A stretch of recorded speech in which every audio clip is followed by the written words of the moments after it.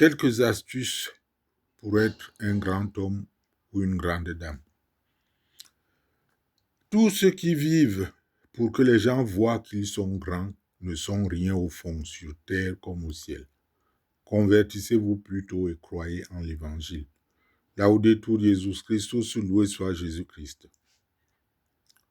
Mesdames et messieurs, en vous remerciant de suivre nos productions, je ne cesserai de vous appeler, de vous supplier de partager nos méditations et nos informations à vos amis et connaissances afin de susciter des abonnements qui puissent constituer un nombre suffisant capable de faire vivre une chaîne comme la nôtre.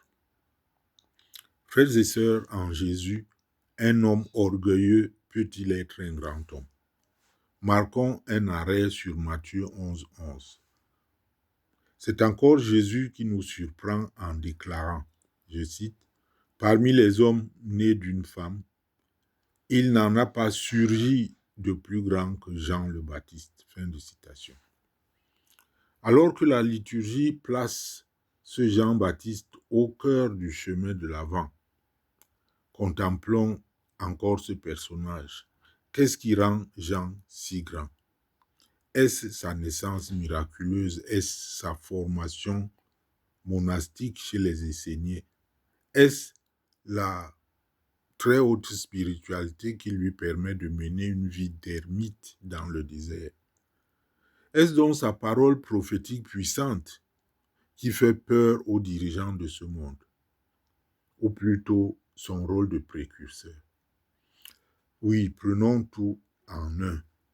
Mais j'ai l'impression que c'est surtout sa vie d'ascèse, sa rigueur, son dépouillement, sa liberté intérieure et son humilité profonde qui lui donnent la capacité de disparaître volontairement pour que quelqu'un d'autre grandisse, c'est-à-dire d'être la semence pour la récolte de son peuple. Bref, sa vie de martyr de la vérité. Jean vit au désert. Il porte un vêtement de poil de chameau, nous dit-on. Il mange des sauterelles et du miel sauvage. Il fuit donc le confort, les honneurs, les compromis. Il choisit la simplicité extrême, non par mépris du monde, mais pour se rendre totalement disponible à Dieu. Son silence devient écoute. Son jeûne devient une force intérieure. Son isolement devient une communion avec le Créateur. L'ascèse de Jean n'est pas une fuite, mais une offrande totale de soi. Il se vide de lui-même pour laisser toute la place à Dieu. Alors, dans notre monde qui valorise la facilité, Jean peut bien nous rappeler que la vraie liberté passe par la maîtrise de soi. Il ne se laisse pas gouverner, il ne se laisse pas entraîner par ses désirs, mais par la volonté de Dieu.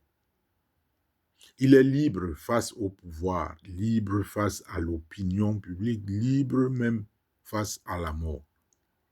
Jean ne fait pas ce qui plaît à la galerie, mais il écoute la voix du Seigneur. Il ose dire la vérité à Hérode au risque de sa tête. Il refuse de se faire passer pour le Messie.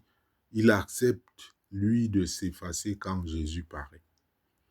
Sa rigueur morale et sa cohérence de vie sont donc un témoignage puissant qui le fait passer pour un maître de sagesse. Dans notre société de consommation, de distraction et de confort, Jean nous enseigne la valeur du silence pour écouter Dieu et les autres, la cohérence dans la pensée, la sobriété pour ne pas être esclave des choses, la discipline pour former des cœurs forts et libres, Jean n'était pas un enfant immaculé conception, mais avec la grâce de Dieu, il est allé jusqu'à la limite de ses valeurs. Jésus l'a qualifié donc de plus grand parmi les hommes nés d'une femme. Nos enfants, aujourd'hui, ont besoin de repères clairs, de limites, d'exemples de vie droite.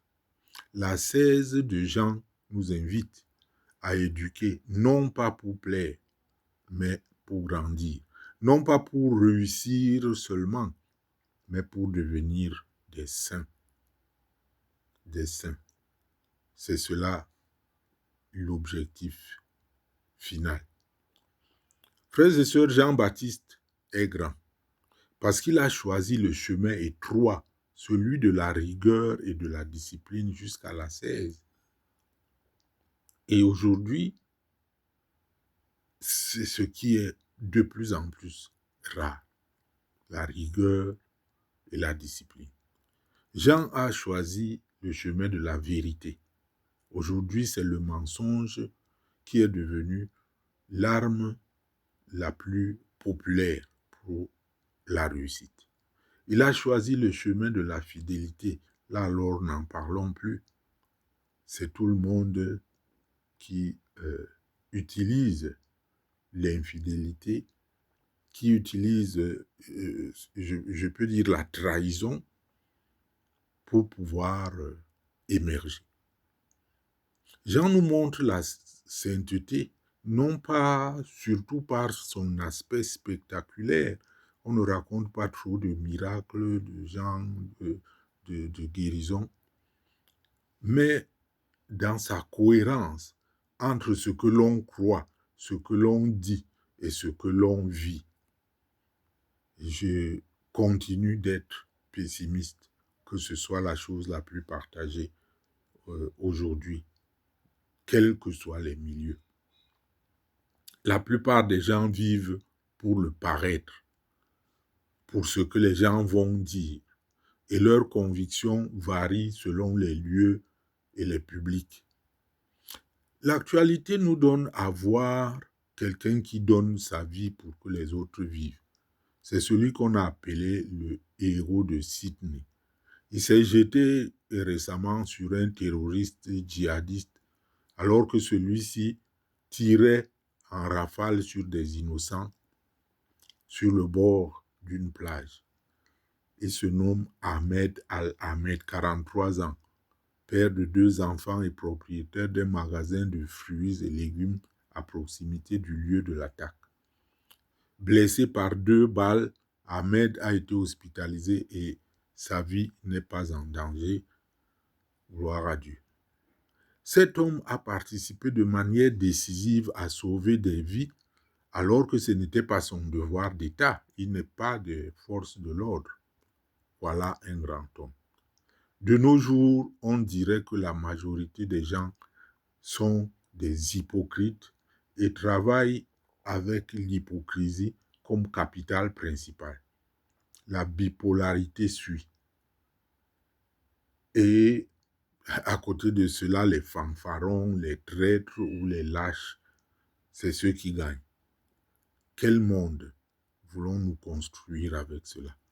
Que l'exemple de Jean-Baptiste nous inspire à vivre avec rigueur, à éduquer ceux que nous avons à éduquer avec exigence et amour, à préparer dans nos cœurs ce que nous appelons tous les jours le chemin du Seigneur, c'est-à-dire un chemin droit pour le Seigneur.